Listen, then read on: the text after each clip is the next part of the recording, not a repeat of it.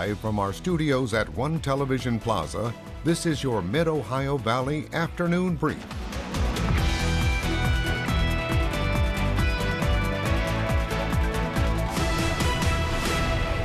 Good afternoon, Mid-Ohio Valley, and thanks for joining us this afternoon. I'm Megan Marshall. And I'm Jason Leveille, and we're finally starting to see a little bit of sunshine, Megan. Yes. I know there was a little bit of snow this morning.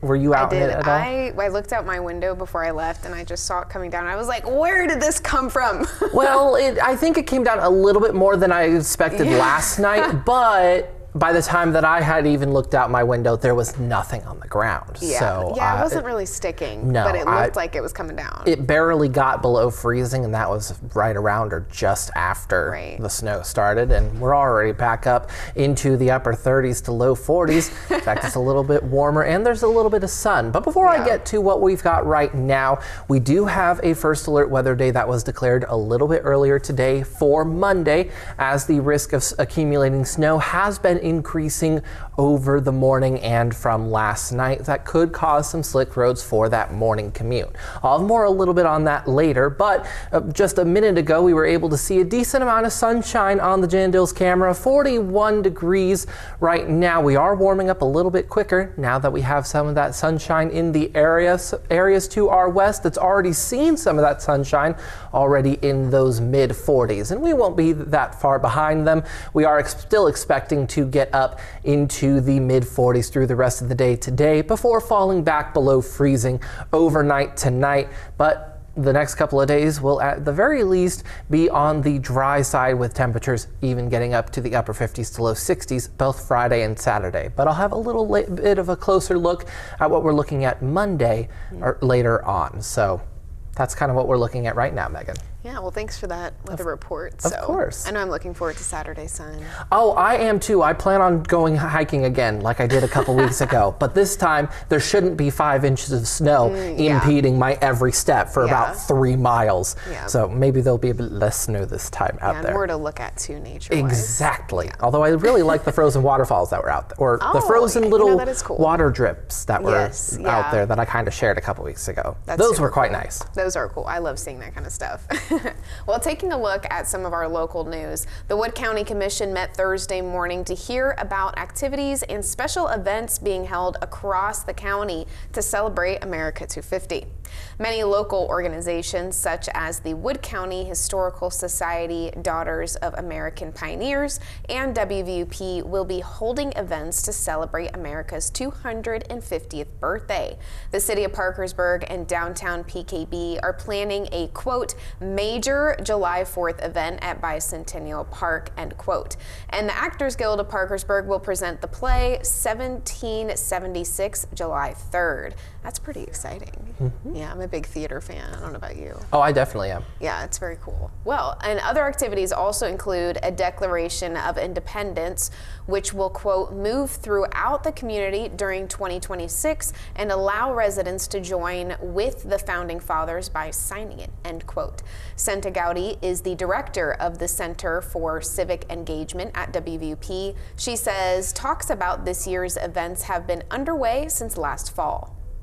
We have been meeting since last fall to determine all kinds of fun things that we're going to be doing this year to celebrate the 250th. There's going to be a trail, a Patriot Trail.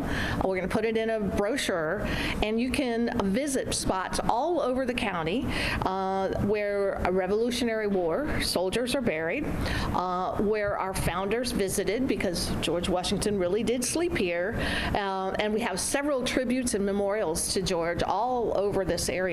So we're putting a brochure together, and you can follow the Patriot Trail. Gowdy said that if you want to help with Wood County's America 250 celebration, people can contact the Wood County Historical Society or herself at WVUP.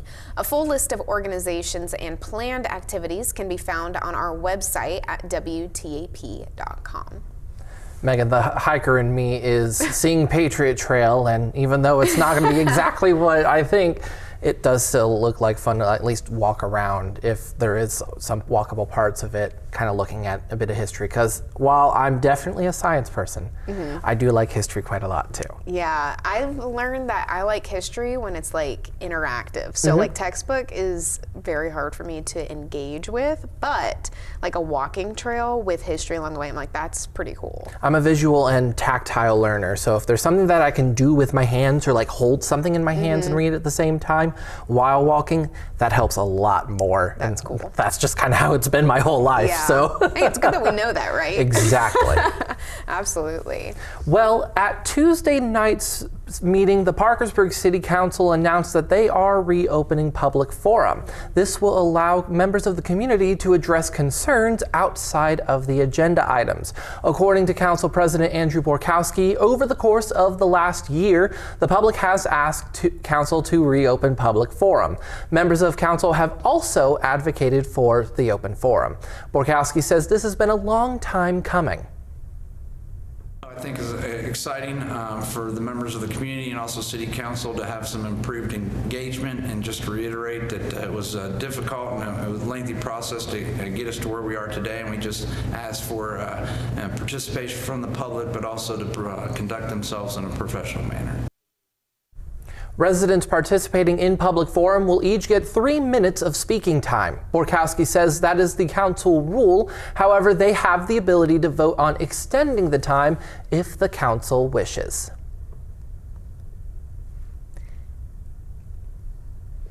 And then turning to national news, most American adults worry that their food and water could expose them to toxic chemicals.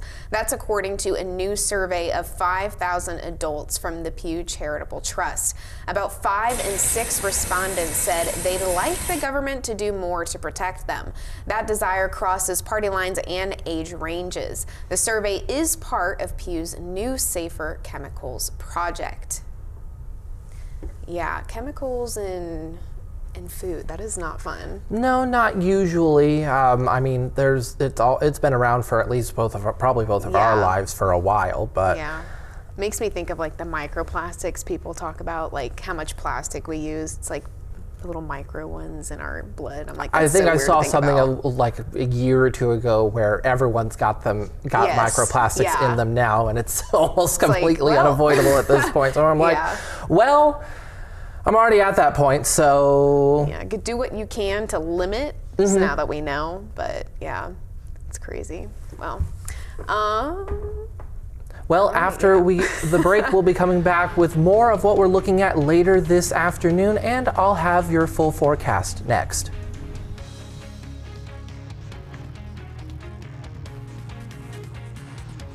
Now, here's your first alert weather update with meteorologist Jason Leveille. While we had some overcast skies and a bit of snowy weather this morning, we're already looking at something different for this afternoon. Currently on the Highmark Skycam in Parkersburg, you've got plenty of blue sky appearing. The clouds have been breaking over the last couple of hours, and temperatures are increasing a little bit quicker this afternoon. 41 degrees right now with very light winds coming in from the east-southeast at about 3 miles an hour. And areas to our west that have already seen some of that extra sunshine are already in the mid-40s, which we are expecting to get to over the next few hours. Now, heading into this evening, though, we are still expecting to get back down into those upper 30s, still sticking in those low 40s to mid 40s over the next few hours, but we are looking at temperatures getting as low as 28 tonight, partially due to those calm winds and the mostly clear skies that we are expecting throughout the night tonight and really for the next couple of days. Friday and Saturday will be on the dry side, but we are looking at a first alert weather day on Monday, due to the risk of accumulating snow increasing over the last 24 hours or so that could cause some slick roads for the Monday morning commute.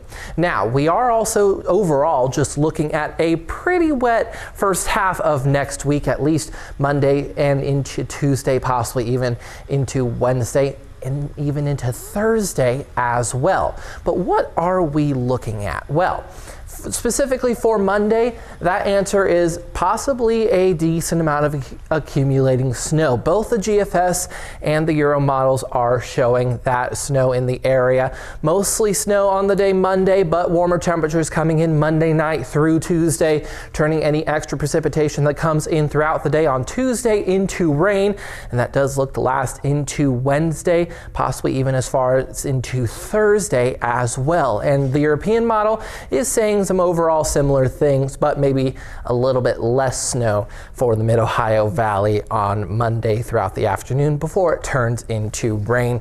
But after that, still looking at plenty of rain moving through the region Tuesday and into Wednesday, even into Thursday as well. So it's definitely something that we are keeping an eye on over the next few days. We are looking at least preceding that, some calm temperatures and conditions. So it will still be on the warm side Friday and Saturday, which will help to potentially limit how much snow accumulates on Monday, keeping the ground a little bit on the warm side. But we do have a Sunday that'll be on the chilly side before all that happens. And then as we get past Monday, we'll start warming up heading into next week once again.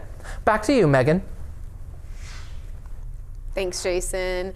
Well, I'm joined today by Juwan, and fun fact, we're twinning. We did not plan this. Did not plan this, and I'm not changing. So. No, well, I'm not changing either, so we're just going to have to be, brown and yellow here. Let's do it.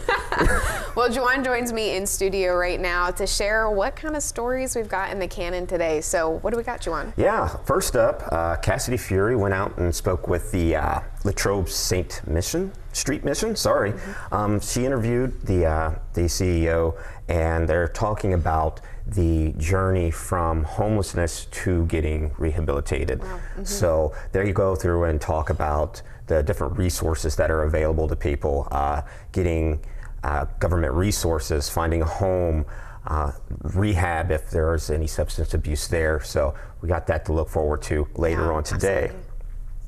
Secondly, the Vienna Senior Center, we followed up with them. They are building and putting in a bus stop. I believe we covered that maybe last month, a little bit about some of the things that were going on there, but they're partnering with the MOV Transit Authority, so loved ones can easily get to the senior center over there. So they're starting construction today and putting in a bus stop there. Yeah. It's broketh. So the lastly, Cassidy Fury also went to the YMCA. They had their annual Heart of Our Community Award. So this is an annual dinner that's been going on for the past 12 years, and they honor a citizen who has been a big influence to the Y. And all of that money and the funding for that dinner goes directly back into the YMCA there to go towards resources, equipment, and some other things. So I won't tell you who the who got that award. And we'll keep that up, and yeah, we got those going. Cool, awesome. Well, thanks for coming in and sharing what we got going on. Of course, twin. Well, we'll have more on those stories and some other ones tonight at 5 p.m.